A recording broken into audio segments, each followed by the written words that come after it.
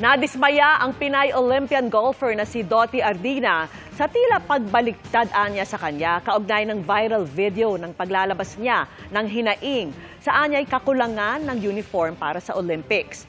Sa video ni Ardina na nag-viral nitong weekend, pinapakita niya na dahil sa kawalan ng uniform, mano-mano ang pagdidikit niya ng Philippine flag sa kanilang damit. Sa isang post kagabi, sinabi ni Ardina na may nagpapatanggal sa kanya ng video pero hindi niya tinukoy kung sino.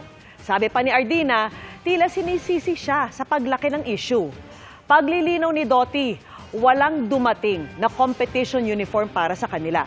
Ang dumating lang daw ay mga collared shirt na hindi pang golf. Pero napilitan silang isuot dahil kailangang terno sila ng teammate na si Bianca Pagdanganan. Anya, may inutusang bumili ng panibagong mga t-shirt na pinalagyan ng Philippine flag pero nang dumating ito, hindi raw kasya sa kanila at nasa ilalim ng collar ang logo ng Pilipinas. Wala rin anyang ibinigay sa kanilang mga golf ball, head cover, gloves at golf umbrella. Panawagan ni Ardina, sana raw ay hindi na maulit ang nangyari at magkaroon ng maayos na komunikasyon. Sana rin daw ay wala ng atletang Pilipinong anyay magbukhang busabos at kawawa.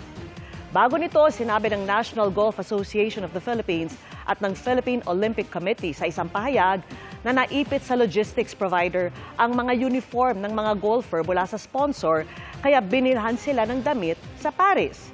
Pero pagdating ng mga uniform, isa lang ang nagkasya kay Ardina. Bibilhan daw dapat sila ulit ng sponsor pero nagdesisyon na si Ardina na bumili ng sarili nilang damit.